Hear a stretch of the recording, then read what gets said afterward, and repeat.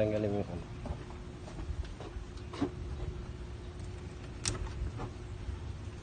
Tapos i-ano mo yung isa. Yan.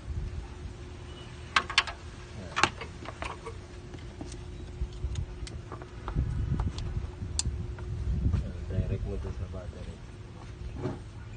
Yan, sa terminal. Ayan.